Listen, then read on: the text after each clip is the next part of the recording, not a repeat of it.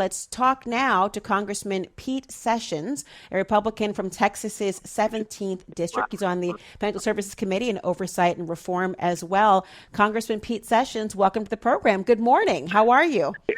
It is a beautiful morning. And Laura, thank you very much. I'm glad that you're here and joining us today. Listen, this new debt limit plan has a lot of tongues wagging. I wonder what you make of it. They'll be asking for your vote, undoubtedly. Laura, that's right. And the bottom line is, during the 25 years I've been here, this has been a vote that seemingly is something that each party has to support its own policies on. This is one that I think goes past that, because where we are is a circumstance where our economy is not picking up the pace. We're in trouble economically, and we see where inflation is not moving the direction that we really want. It's what they would have called years ago stubborn and sticking around. We have to infuse some new ideas into not only the economy, but really to the American people and the world economy. You know, Laura, when America's at its best, the world is great. And when America is not, neither is the world. And that's where we're seeing economic problems all over the world. So Republicans are going to find a way to get the long-term implications of this massive spending under control. So what do you think is the best way to do that? Do you think that's currently been proposed by Speaker McCarthy is the right course of action, or are there things that you're hoping to be included or removed, or what would actually make other members of your party sign on fully? And I think that members of my party, and we're talking about the Republican Party, I think members of my party structurally understand what is in America's best interest, that our free enterprise system will grow and accomplish the things that the Democrats use government to do. And when you look at the structural impediments that were placed on the economy, for example, 87,000 IRS agents, you really realize that what this was bigger government, not economic growth. When you look at the criticism that has happened, and right before you came on, we were hearing from Karine Jean-Pierre, the obviously White House press secretary, about what she called certain inclusions of the bill in terms of social safety net programs being on the chopping block, or at least limited in some aspect. The word was cruel. What is your response to that thought process? Cruel is where the American people have a less able future in front of them. Cruel is where the next generation will have to pay trillions of dollars of debt that has been put in their future. Cruel is when you cannot have the economic growth and development to pay for the new ideas and the new, literally, future that we have in front of us. Cruel is where we leave our country in a worse position than what it was. When you hear that not all of the Republican members of the House right now have decided, I mean, we were hearing from Congresswoman Nancy Mace last week that she was not totally, in line with this discussion of other aspects of it. And also seems to be a sticking point where, look, raising the debt ceiling alone is the no starter for some. How do you feel about that issue? Well, the debt ceiling comes, to the graphic extent that it comes from overzealous spending for the past 2 years. We had always in the past seen that we economically grew our nation, and GDP picked up by because we grew jobs, that we were the task was less awesome. It was less necessary. This is a huge a lift of taking away things that are on the books that are for the future. That's all this is. We are going to keep spending virtually at its same point that it was last year. We're not cutting government. We're cutting the excessive overspending, overreach of things that were planned that would burden our country. Yes, we are changing some policy. work requirements to bring people. If you're going to receive government assistance, you got to come be participatory. So we did do some policy changes, but it's by and large taken away this graphic viewpoint. And all you have to do is look at any reality-based economic model, and America will pay $2 trillion just for the interest of this opportunity that our friends the Democrats gave us. An interest of $2 trillion is obscene. Well, one of the real sticking points for people has been the issue of the tightening of work requirements. I mean, the plan, I understand it, is to stiffen some of the work requirements for those who were in some of the anti-poverty programs. You've got childless adults up to 56 who would get health insurance through Medicaid, which covers low-income people as well, would have to work at least 80 hours a month or participate in job training or community service. You also have those who are up to 56 years of age who receive food assistance through the SNAP program would lose benefits after 3 months if they could not prove they were working at least 20 hours a week or, again, engaged in some job training programs. This has been, with the tightening of work requirements in the current state of things, some have looked at this issue and said, well, should this be the emphasis right now, or are there other ways to try to get the result that you're looking for? Well, Laura, as you may know, I have a 27-year-old Down syndrome son. I am well known in the disability community. And even those who cannot begin to take care of themselves, it is a way for them to come and be in the community and to do things.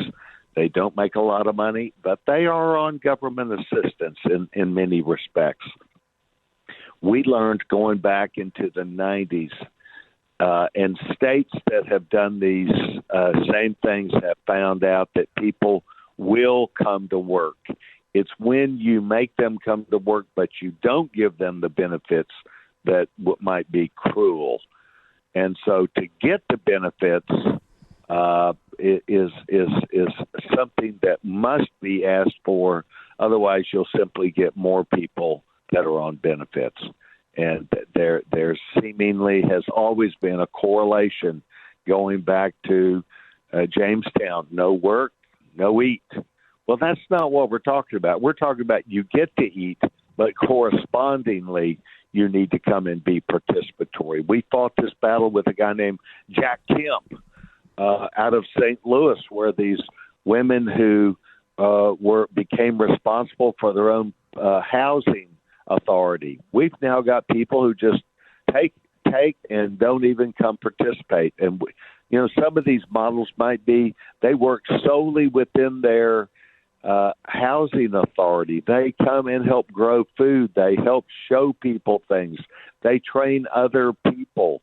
I mean, this is not coming to work necessarily for the free enterprise system. It is doing something that could be included within their own communities. It doesn't require getting on a bus, making 5 transfers, and working for 5 hours. It's doing something in return. And I will tell you, this is also the first offer. If the president would please do as he's always done in his career and work towards an answer, I think we would find where it becomes less of a sticking point and more of an opportunity for people. Look, I go to church every Sunday. We talk about people who are poor, but the Republican Party will continue the benefits, but you've got to come and be participatory. Well, let me ask you, in terms of the negotiations that might be on the horizon, do you have optimism about what this would look like as a first offer and having something palatable return? Do you get a sense that the negotiation prospects are good? Not just on this issue, Congressman. I mean more broadly, of course. Well, look, we have seen. I was back when we used to have a president. His name was Clinton. We used to have a president whose name was Obama, and they found ways to negotiate. We found ways to make sure that we talked with each other, and that's what's got to happen here. But let's put it this way: if the president does not move forward with this and we pass our bill and they don't negotiate, who is shutting down the government? Well, certainly on both sides, it Well, seems as the though answer is people the are. administration and Democrats. Well, I was going to say, and if you don't be it negotiate, far from me to try to get hung up on a rhetorical question. well, I do hear you, Congressman. It's a constitutional question. If Republicans pass the offer, this is the same thing we did a few years ago with President Obama. President Obama proposed something that whereby we would freeze the spending and come to an understanding.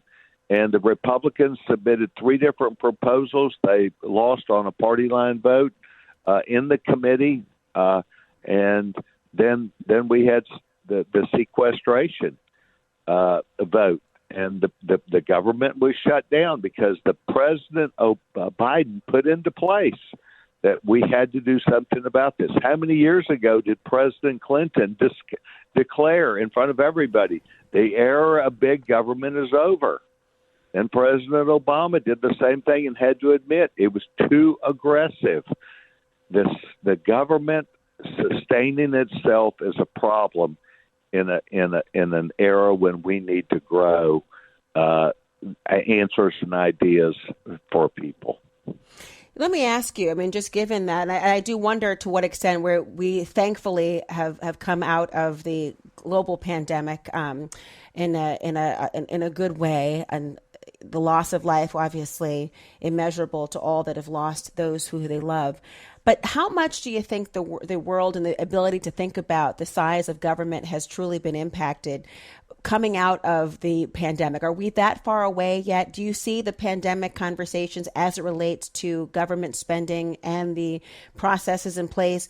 Are people looking at that as a kind of a scapegoat to what's been going on, or is it really as consequential to what the conversations are now about the role of government? Well, the question that you ask is really a good one, and the answer is, anyone on the Hill knows this government does not even go to work or give answers. It takes months to get a passport. The IRS is years behind. I sit as the chairman of the Government Operations Subcommittee for Government Accountability Committee, and we will be having a hearing on people coming back to work in this government. The bottom line is they want more and more and more workers, but they don't come to work. So what I would say the pandemic levels of government, they authorized themselves, meaning Democrats authorized themselves, up to 40% of workers who would be allowed on any given day, in essence, not to be at work.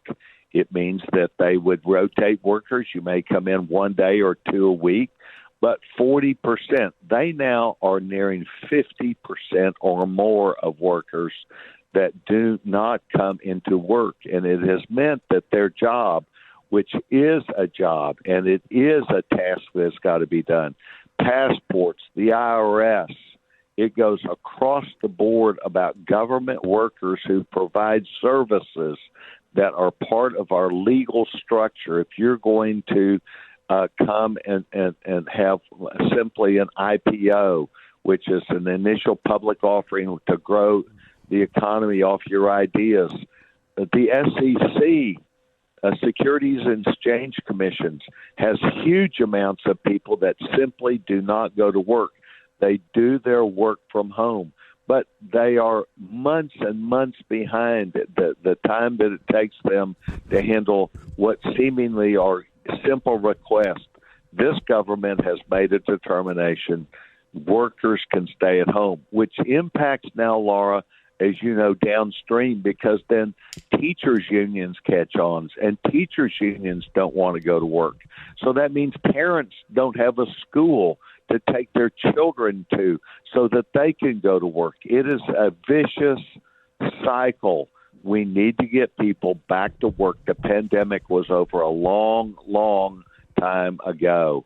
And staying at home is not a model of an economic model that will sustain itself. This is more like Europe, where they simply have work hours that are less. And you can see by looking at Greece, you can look at France, they are not producing enough to sustain their own workers and the infrastructures related to the economics. And that is where this Biden administration and the Democrats want people to stay at home. They want us to be more like Europe, and it is a disaster in our immediate future, as if we can't see structurally what Social Security is doing to this country. Congressman Pete Sessions, I'll give you the last word on that. Thank you for joining us this morning, and have a wonderful day. Thank you. Yes, ma'am. Thank you.